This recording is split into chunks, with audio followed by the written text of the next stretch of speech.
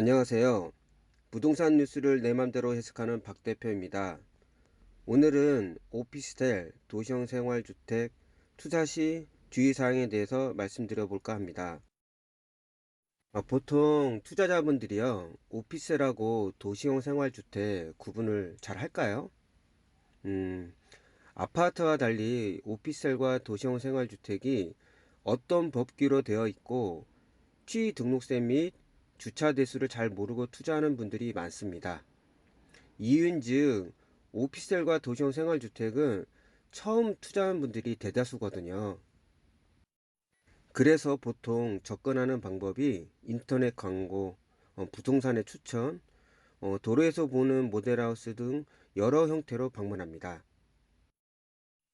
먼저 모델하우스에 방문하시면 최상의 인테리어 되어 있는 타입 몇 가지를 집을 보실 테고, 혹여 분양 직원이나 소개로 모시고 온 분들한테 투자할 오피스텔이나 도시형 생활주택, 주소지 근처 같은 평수 대비 임대 시세와 매매 가격을 이야기해주며 월세 수익이 얼마나 날 것인지 듣게 됩니다. 그런데 확실한 것은요, 월세 수익이 얼마나 될지는요, 분양 직원이나 부동산 중개업소도 잘 몰라요. 일단 뜬구름을 잡아 분양을 받게 하려고 하는 건데, 그게 첫 번째 주의사항입니다. 어차피 입주는요, 최소 1년 반 정도 2년 걸릴 텐데, 어떤 변화가 올지도 몰라요. 그리고 요즘은 1인 세대도 많지만, 오피스텔이나 도시형 생활주택이 그 공급이 과잉입니다. 그래서 월세 가격과 매매 가격이 어떻게 변할지 모르니 그 물건지 근처 분석을 잘 하시고 투자하시는 게 두 번째 주의사항입니다. 그럼 일단 모델하우스 들려보셨다면 일단 관심을 가지고 들으셨다고 치고 첫 번째와 두 번째 주의사항을 알아보셨어요. 그럼 세 번째는 오피스라고 도시형 생활주택 차이가 뭔지는 알고 투자하셔야 될 거 아니에요. 그럼 일단 차이를 알아야 하니 간단히 설명드려 보겠습니다. 오피스텔은 건축법상 업무용 오피스텔로 들어갑니다. 그래서 취등록세가 4.6% 상가와 같이 나옵니다. 몇십 년 전 저희 나라의 오피스텔이 지어졌을 때는 업무용, 즉 사무실 용도로 지어졌습니다. 그게 시간이 지나면서 주거 겸용으로 지어졌죠. 요즘은 1인 세대라 주류라 1인 세대가 주류잖아요. 완전히 주거용으로 바뀌었습니다. 근데 법적으로는 업무용 오피스텔이라 분양을 받을 때 일반 사업자, 즉 부가세를 환급받는 분들이 대다수입니다. 왜냐고요? 서두에 말씀드린 대로 투자자들은 잘 모릅니다. 그래서 분양받을 때 분양사무실에 가 보시면 그 옆에 법무사가 상주하고 있어요. 그래서 일반 사업자 등록을 하라고 권유합니다. 부가세 환급해 준다고 하니까 다 했어요. 거의 그때는. 그러다 보니까 이 모든 피해는요, 고스란히 임차인 묵이었습니다. 왜냐고요? 일반 사업자일 때 임차인이 전입신고를 하면요, 자동적으로 일반 사업자가 폐업되고 주택으로 간주됩니다. 그리고 그때는 오피셀이 많지 않다 보니까 수요는 있는데 공급이 적었던 거예요. 그래서 그때는 임대인이 우위시장이었어요. 그리고 그 당시에는 한 개 가지고는요, 주택 임대 사업자가 안 되는 시기였습니다. 그러니까 오피스텔 분양받을 때 조건은 딱 두 가지였어요. 일반 임대 사업자하고 무등록 말고는 없었습니다. 이런 용어들은 다음에 한번 시간을 잡아가지고 자세히 한번 설명드릴게요. 그러니까 전입신고를 안 하는 조건으로 입주하다 보니까 피해가 발생할 위험이 커진 거죠. 계속 시간이 지나면서 1인 세대가 증가하게 되고 계속 피해가 발생하다는 뉴스가 나오니 법이 바뀌게 되었습니다. 바로 주택 임대사업자를 한 채만 가지고 있어도 가능하게 되었던 거죠. 그래서 한동안은 주택 임대사업자를 하게 되면 취등록세가 면제되었습니다. 조건은 뭐 5년간 임대를 해야 한다는 조건이었는데요. 그 시간이 지나면서 85% 감면, 점차 혜택은 줄어들 거예요. 당연히 5년간 임대 조건도 줄어들겠죠. 그 이유는 취등록세가 지방세거든요. 지자체 불만이 좀 큽니다. 지방세액이 줄어드니까요. 오피스텔과 도시원 생활주택 차이 궁금하시죠? 일단 설명을 드리고 한 방에 끝내겠습니다. 그럼 도시형 생활주택이라는 용어는 언제 생겨났으며 의우죽순 만들어졌을까요? 바로 이명박 정부 때입니다. 도시형 생활주택은 여러 형태가 있는데요. 거의 95% 이상이 원룸형이니 이걸로 이야기하겠습니다. 2009년 5월 그때부터 시행되었습니다. 소형 가구의 주거 안정을 위해 국민주택 규모 300세대 미만이라는 명분으로 말이죠. 하하하. 왜 가스롭게 웃냐고요? 들어보시면 정말 가관입니다. 도시형 생활주택은요, 오피스텔에 비해 사업 절차도 간단하게 되어 있고요. 특히 시행을 하는 업체들에게는 큰 메리트인 주차장 완화를 시행했습니다. 지하는요, 한 층 이상 팔수록요, 억대 이상의 금액이 필요하기 때문에 오피스텔보다 이익 창출의 크기가 반비례합니다. 그로 인해 이명박 정부 때 도시형 생활주택, 고시원, 고시원을 계획한 원룸텔, 그리고 우리 일반인들이 이제는 어디서는 볼 수 있는 원룸 건물들이 엄청나게 지어졌습니다. 오로지 딱 하나, 주차장 완화였습니다. 제가 동영상을 올리다가 자주 나오는 분이 이분이에요. 건설 쪽 전문가잖아요. 이러다 보니까 부동산 붐이 어떻게 일어난지 다 알고 있습니다. 부정부패로 온갖 나라 곳간을 빼먹으면서 경제가 흔들리다 보니까 이런 부동산 정책으로 눈속임을 했으니까요. 그 딱 하나로 인해 안 그래도 주차장 부족으로 난리치는 서울인데 더 심한 주차장 난을 지금도 겪고 있는 실정입니다. 이해 어려우세요? 지금 제 동영상을 듣는 분들에게 이해하기 쉽게 설명드리면 원룸 혹시 거주해 보신 적 있으세요?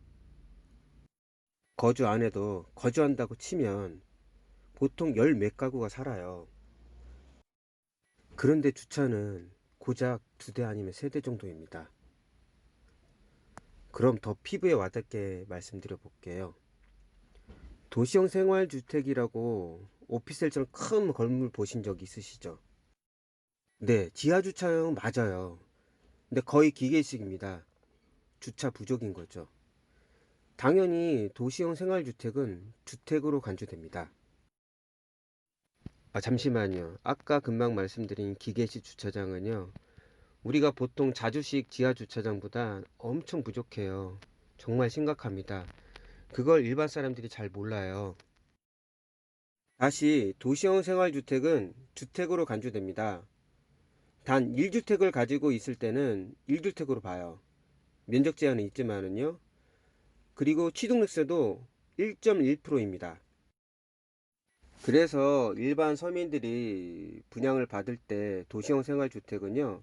주택이지만 주택으로 간주 안 되고 취득세도 완화돼요. 그리고 오피스는 발코니 설치가 제한되지만 도시형 생활주택은 주거시설로 분류돼서 발코니 설치가 가능합니다. 이용률은 오피스텔은 거의 50%입니다.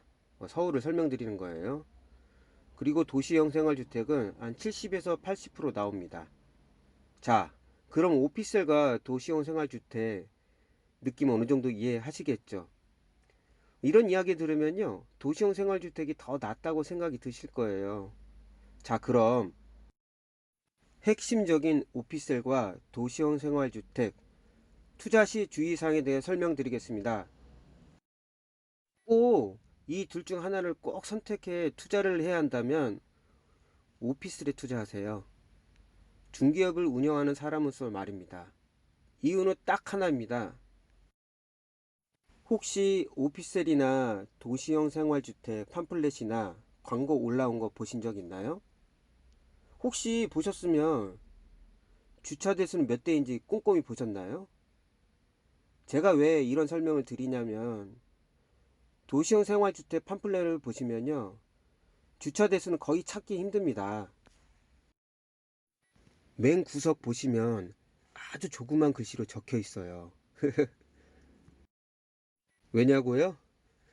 주차 대수가 세대수에 비해 턱없이 부족하거든요. 단점이 부각되면 누가 사겠어요? 하지만 요즘은 워낙 모바일 발달로 인터넷으로 쉽게 장단점을 찾을 수 있지만 이런 것도 모르는 사람도 많아요. 아무 소용도 없죠. 뭐 그래도 오피스텔처럼 큰 건물인데 어느 정도는 되겠지 생각하시죠. 절대 아닙니다. 왜 기계식 주차장으로 짓겠습니까? 최대한 공사비를 줄이려고 하는 겁니다.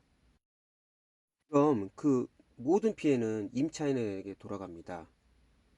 그 기계식 주차장 돌리려면 전기세 나가죠. 한 달에 주차비 따로 받죠. 이러니 공실률이 높을 수밖에 없어요. 그렇다고 오피스텔처럼 분양가가 싸다? 천만의 말씀입니다.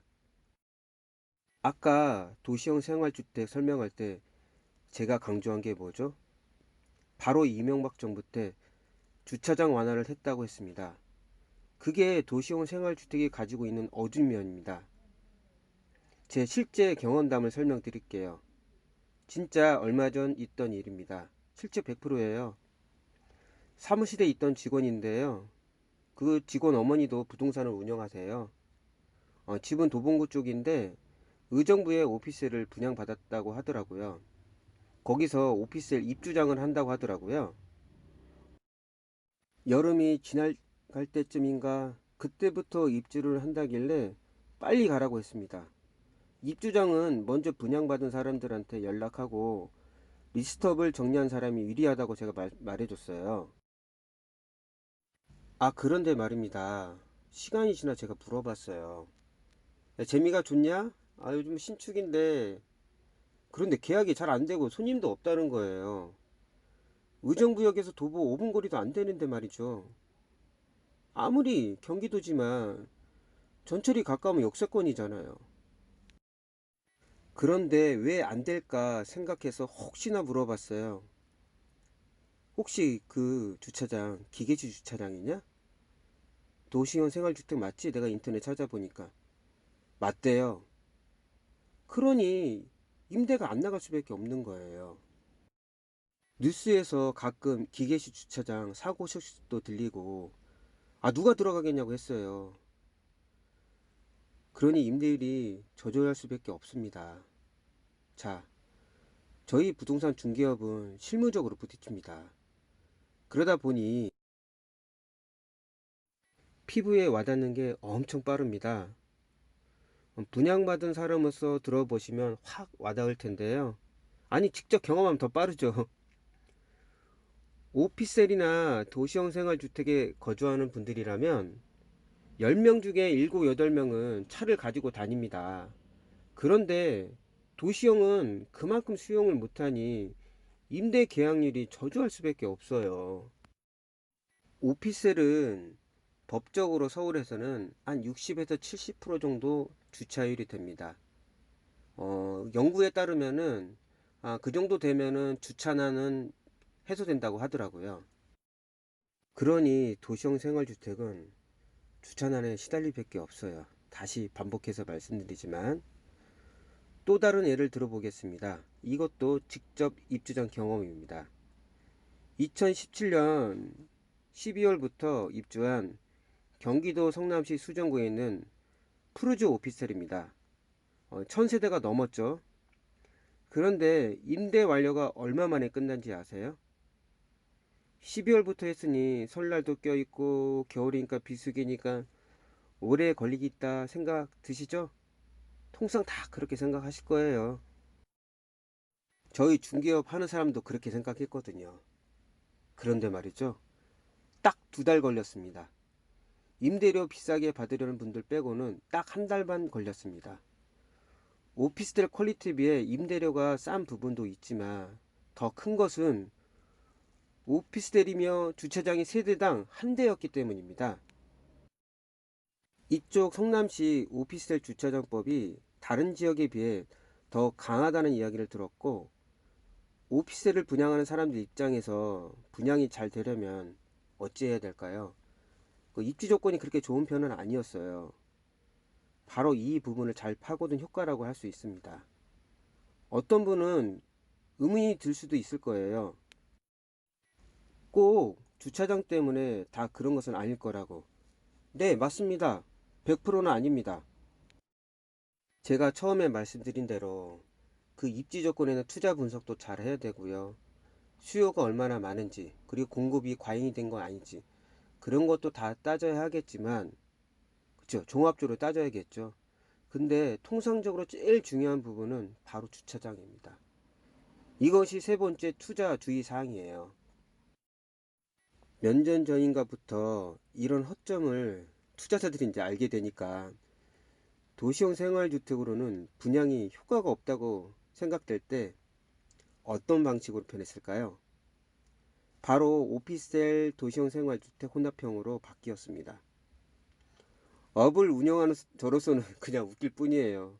눈 가리고 아웅인데, 어떻게든 공사비는 줄여야겠고 이익 창출은 해야 하니 더 진화된 방법으로 도출한 겁니다.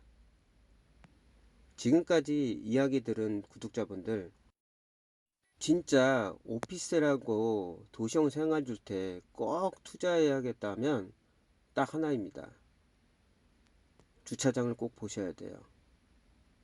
오피스텔 주차장을 봐야 하고, 투자지역 근처 매매가와 임대가를 분석해 투자심이 중요하다는 이야기 꼭 한 번 더 말씀드립니다. 그렇다고 오피스텔 투자하면 다 성공하는 말씀 아니에요. 요즘은 공급 과잉입니다.